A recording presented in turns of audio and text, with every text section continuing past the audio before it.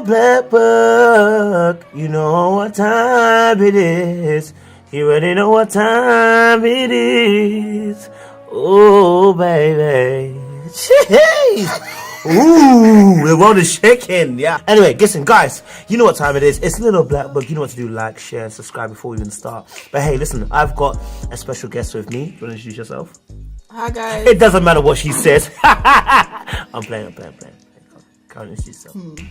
Hi, guys. Simone, back again. I don't know if I'm back or if I'm going.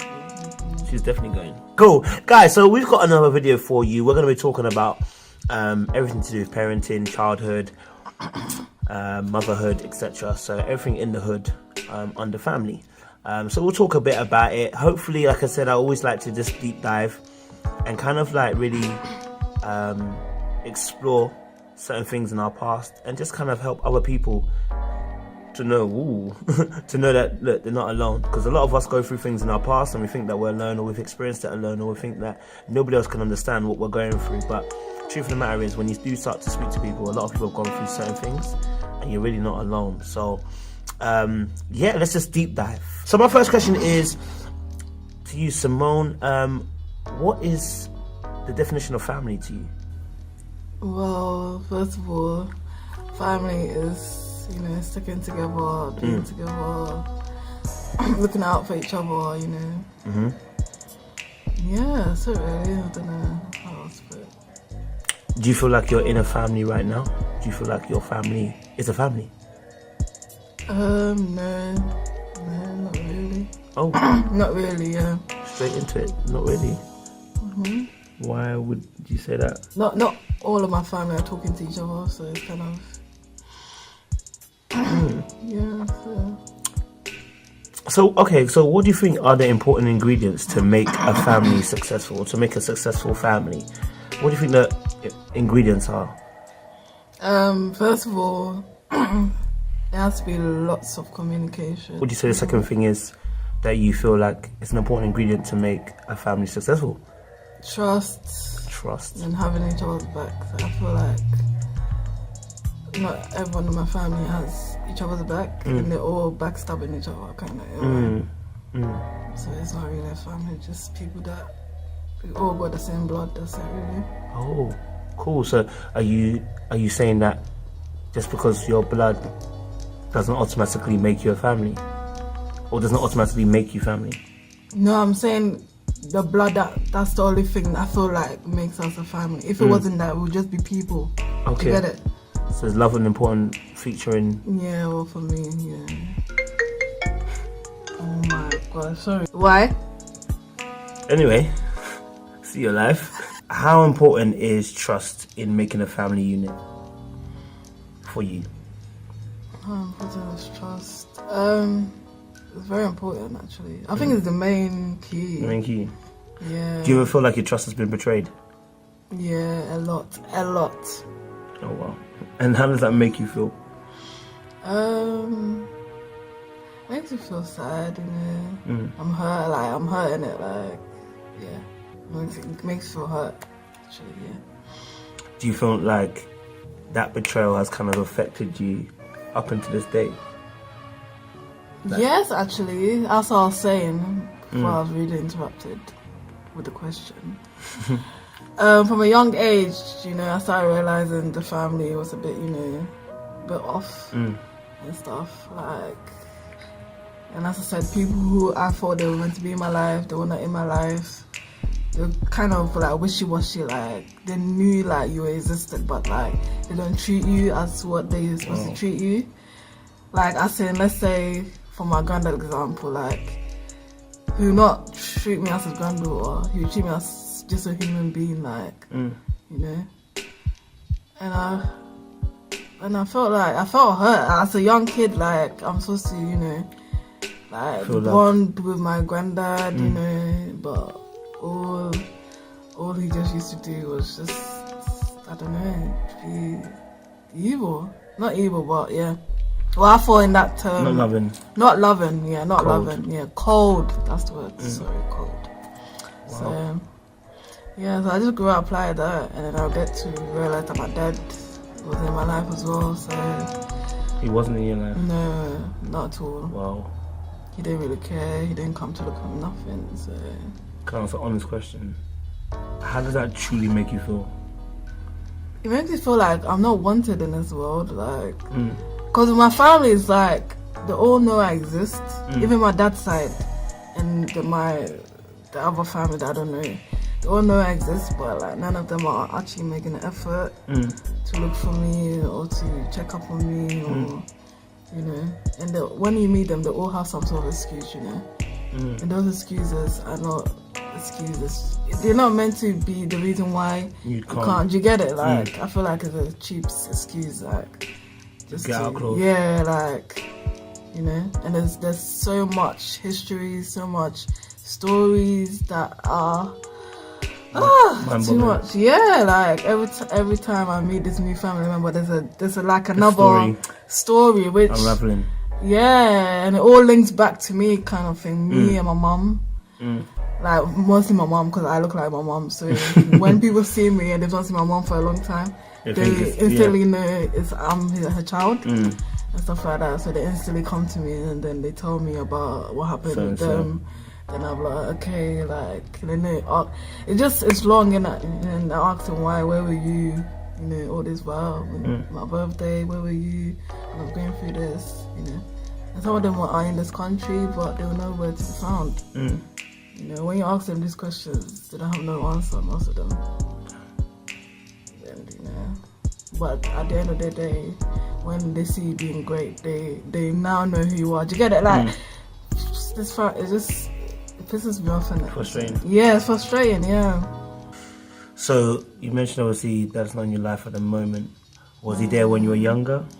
No, never, ever. So I only met him once when I came back to the UK. And how was the interaction between you and him? I was asking him a lot of questions. I think I was like 12 then. Yeah, and because remember, I've picked up so much information from when I was young. Up to now, I'd asked questions when I was young. Where's my dad? Who's my dad? What is he like? Why did this happen to my mom at a young age, 6, 7? So I picked up all. So it was kind of like all these answers, all these questions. He was like the main source to it all, because obviously he's my dad. You get it, yeah. So when I sat down with him and asked him all these questions, why did you leave her? What happened? You know, all of that. Why did you leave her when you're supposed to marry her? Like all of this, he didn't have no good answer. Like he was waffling. He was just saying it with my mom, and he was just blaming my mom. Then I was like, it takes two to mess up a relationship, and just take one person. I'm sure you were like part of it. Like you obviously did something. Did you get it? And stuff like that. And then he didn't really say much. So at the end, I just left it. Ever since, I didn't see him again until he bought me this present, which was a PlayStation. That's it. Ever since, he didn't come see me, nothing. And yeah, so once again, I feel like I wanted, you know, stuff like that. So yeah, that's it really. So, didn't have no bond with him, nothing. He didn't call me. I had my number, he didn't call me, he didn't book me. Nothing. So yeah. So how do you handle that situation? Like, because obviously you're saying the common theme keeps saying is that he didn't want to know you, and you felt like unloved and unwanted. So how do you deal with that on a day-to-day basis? How do you push through that pain? I don't know. I kind of distract myself really, like keep myself occupied. That's it. Occupied. So I don't stay at home a lot. Like I don't stay at home. It started from when I first came to this country, where like it got to me more. It got to me more than when I was in Ghana, because in Ghana I was still young, so I didn't really know what was going on in the family, but I still knew there was something wrong. So when I got to this country, that's when it hit me. And on my mom's side, she was going through her own problems, which added onto my problems, and which made me seem like a victim, you know, in all of the whole thing. So obviously, when it hit me at the age of 10, I was like, That's why I didn't stay home as much. I was always out. I hated home. I hated it. Because at this point, I don't have a relationship with my mum as well. Because I grew up in Ghana. So I didn't know who my mum was. She was kind of like not a danger, but like someone a stranger to me, because I don't know her. Innit? So it's kind of like her actions, the way she moved, wasn't mother-like. It was more like, sit here, like I command you to sit here. But because I'm not used to that, it's kind of like I'll not listen. You get it? And because I've grown up seeing all this thing that's been happening, my family and all of that, and watch people die, witchcraft, all of that. I've seen it. Yeah. So it's kind of like I had enough. So I was always out, like from 10 to like the age I am now. I was always out, and then at a point she got frustrated. But I never opened up with my mom. I think that's what it is. Like, I never had a relationship with her either as well. Did you think like you couldn't open up to her because obviously you didn't have that relationship, but then obviously as well that trust was not there because... No, nothing is there for my mom either. No bridge. Nothing. I respected her because she's my mom, but like communication, no. She used to force me to speak, and I'll never speak. Do you get it?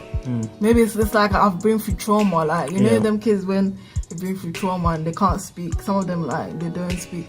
That's how I was, but like mentally, that's how I was. But physically, obviously I could speak, like, you know, conversation, but like with deep problems, like get everything out. I couldn't do that. Just holding it in. Like, not to my mom, no. Not even to my grandma, no one.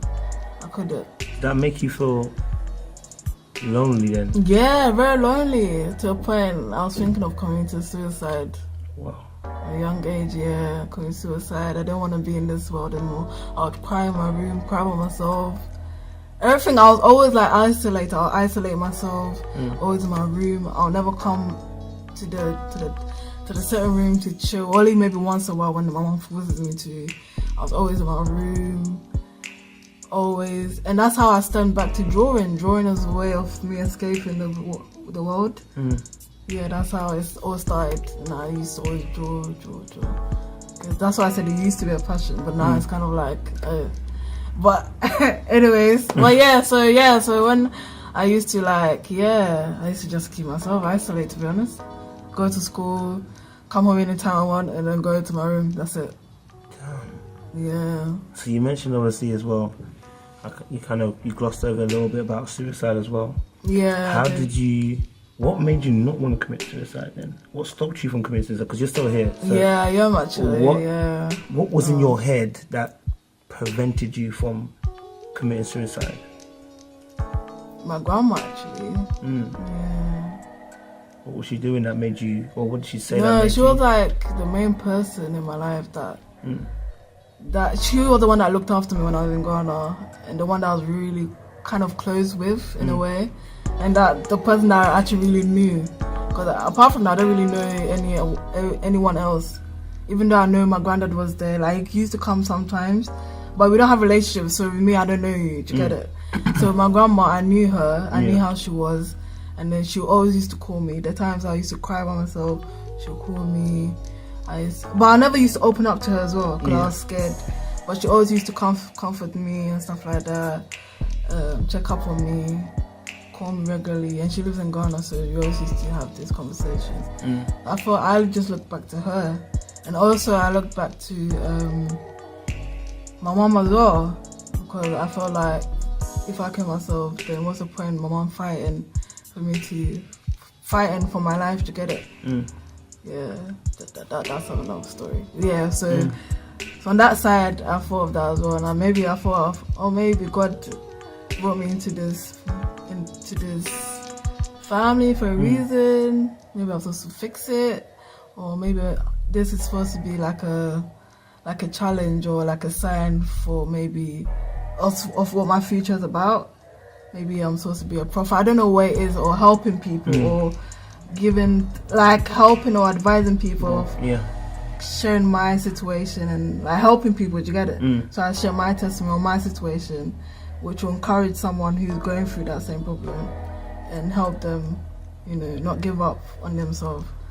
I feel like that's my life, to be honest. That's why I keep fighting every day, even though I want to give up.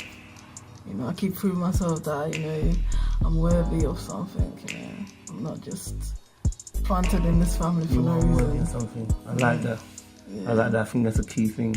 Yeah. To feel like you are worthy of something, that you are valued. Yeah.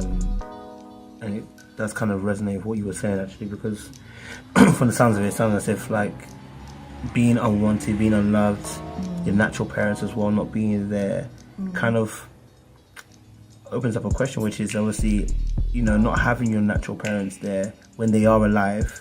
Does that make you feel like you're of less worth? Does it make you feel less valued? Yeah, it made me feel like that for a long time. Even now, I still feel like that. Even though they still say, no, we love you. Because I've grown up from a young age and seen what I saw and felt what I felt. It's kind of embedded in me. Like, no one can come and say, they can buy me so much stuff, or they can pamper me, or they can try and do what they're supposed to do back in the day. Now, it will still not fix the problems. You get it? It will still be a sense where, oh, why were you not here when I needed you? Why were you not, you know, in my hospital bed? Why were you not there when I needed you? You know, like, so that's the question I ask, and they never seem to find an answer. You know, so, and sometimes I get like anger, like this anger, like especially with my granddad. It's only now we just sort of getting some sort of relationship. You know, it's been like 1 year.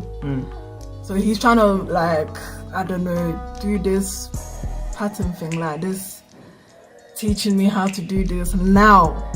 Like, you know, like trying to be a granddad now. Yeah. And he's missed like how many years. And because he's trying to like force me to do certain things, or force me to be this way. But I've already grown up into... It's hard, you're resisting. You get it? So it's like I'm resistant. He feels like I'm not listening to him once again. So it's very hard, like, you know, it's very hard.